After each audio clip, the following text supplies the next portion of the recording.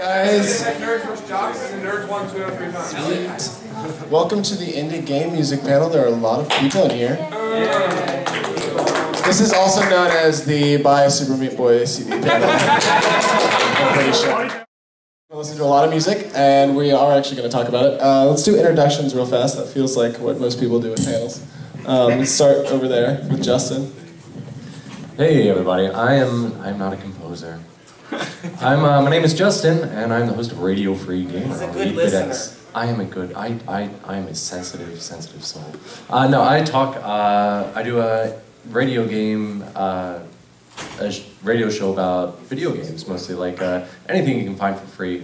So I do a lot of like remixes, indie game soundtracks. So I think I've played all these guys' music on my show. I'm pretty good buddies with all these guys. So these are some really impressive guys, and I found so much awesome music doing this show that I'd love to share with you. So yeah.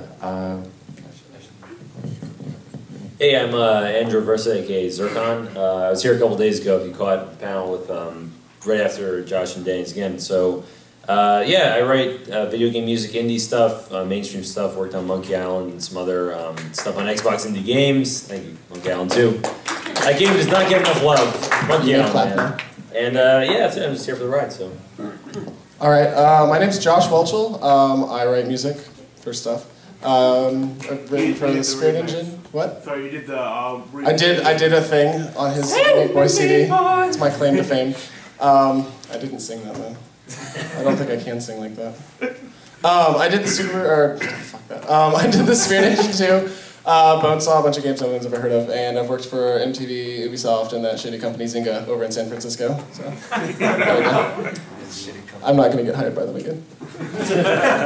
I'm Danny Baranowsky, and I live in a wonderful animal kingdom, and I did a game for iPhone called Cannonball.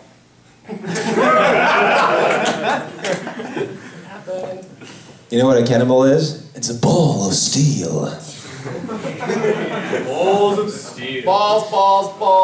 Balls of steel. I could almost do that.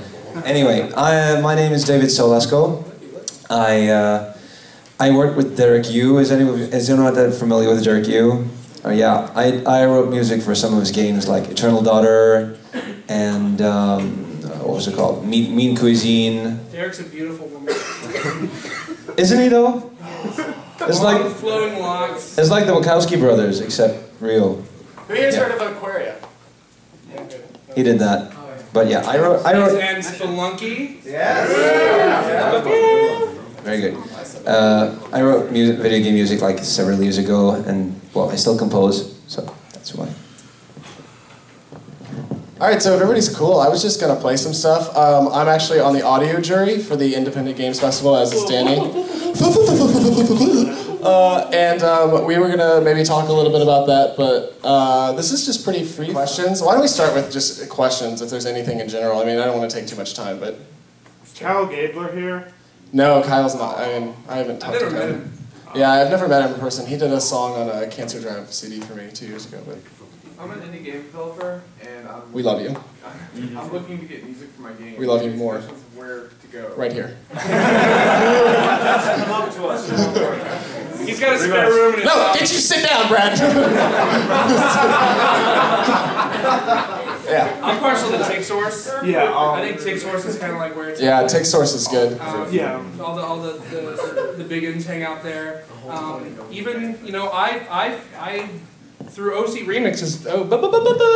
Through OC Remixes where I got like known by like Atom Atomic, and so that's kind of like where everything started for me. So it's just I mean I would honestly like if you go to OC Remix and just like find a remixer that you like, hit them up, see what they're doing. I mean there's so much good shit on there. And Yeah, they need money. We don't pay them in OCR.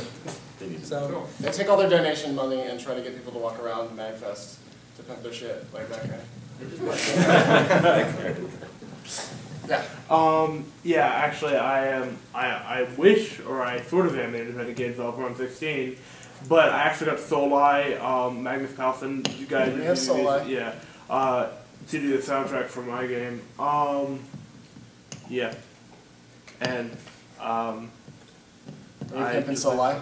I'm just I'm down with that. Let's jam some Soul-I. Who's heard of a Alright, good. Or as I call it, WWW.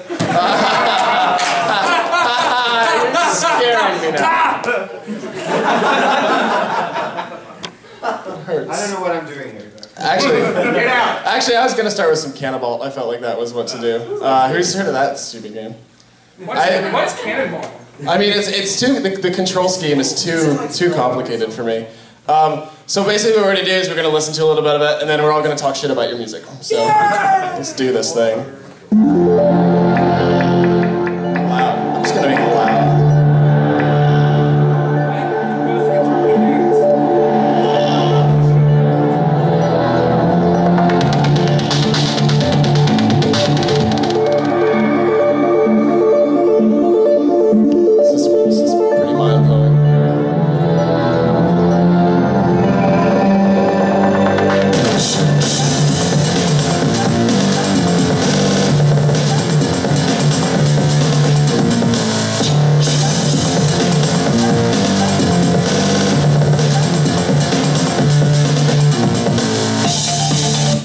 I just stopped it right before the good part. It's all good. The whole thing is a good part. Actually, what I'm going to do is I'm just going to play a little bit of everybody who's sitting up here. I think that would be a good idea. That was Danny. We got some Zircon action right here in a game called Returnal Robots. Did you guys buy that yet? No, my father got it. It's in the market. You guys are not indie enough. You guys, you buy it, you get on Twitter, you tell people, you go on the street, you wear a sign, whatever, a barrel, just something, get the fucking word out there, you know? It's next to the Betascape. So, Yeah, no. right next to the MAGFest. Exactly. It's in the marketplace. Yeah. Buy it. Do it now. Were you at the booth by I did throughout the day. If you've ever seen Rocky IV, if you like Vince DiCola, Transformers, this is him. Well, it's me imitating. That's all we do. We imitate people that are actually good. Try to get away with it.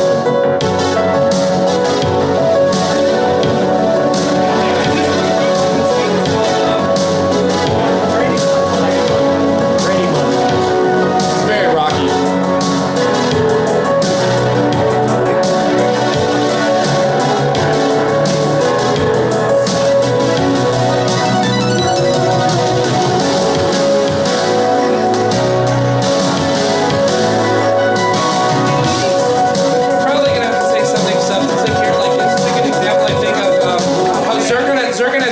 Sense of what I think is really important in game music, and that's that you have to have a reason why you write things. Like it's something somebody told me a long time ago, and it took me a long time to kind of understand it. But it's like if somebody was to come up to you, like the training montage. This sounds like training music.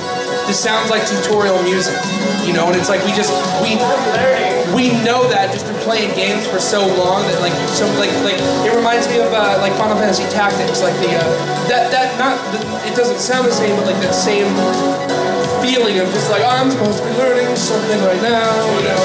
Yeah. So Exactly. I was just thinking about punching meat, you know, running through Russia. It's basically that, except it has nothing to do with that in the game. It's more like robots. Have you actually tried punching meat in Russia while running? Yes. I'm impressed. I'm really seriously impressed. I don't know, Justin, what do you think of those that stood on your soundtrack scale? Super awesome, or is there anything on it next to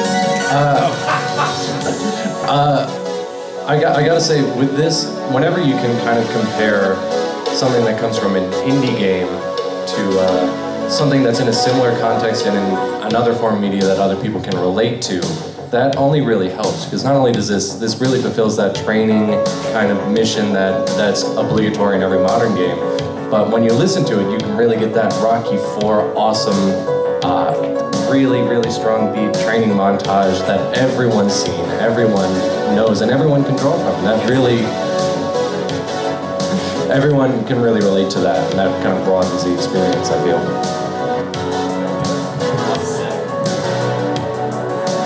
What else we got? We're gonna move on. I am gonna go ahead and do some Super Meat Boy so we can talk about Danny legitimately, since Cannonball's so old. Since everybody wants to hear it. So are we playing my remix, or what are we doing? fuck you. perform it live. Yeah, I think we're gonna go sing that later. You should be there. Everybody should be there.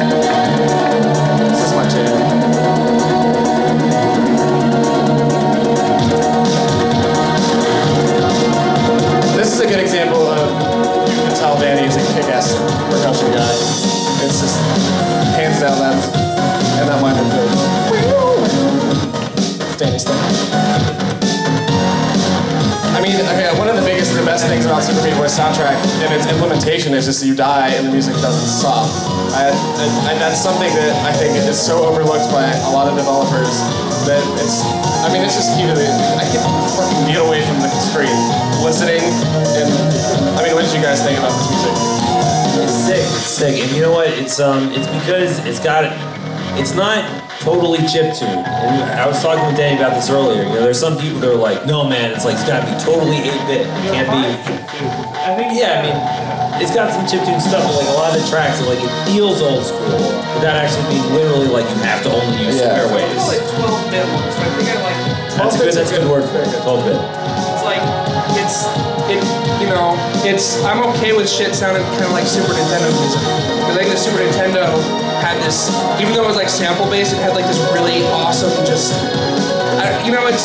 I grew up with it, so there's like nostalgia attached to it too, but it's just, this game was intended to be a love letter to like all the platformers the last 20 years, and it's like, this is basically just like some weird, digesting all of the music I had heard in Mega Man and Mario and everything, and just packaged it like sausage.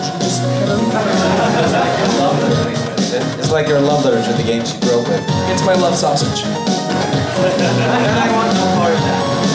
Yes, you do. At all. Josh, you brought up a point that I thought was really important.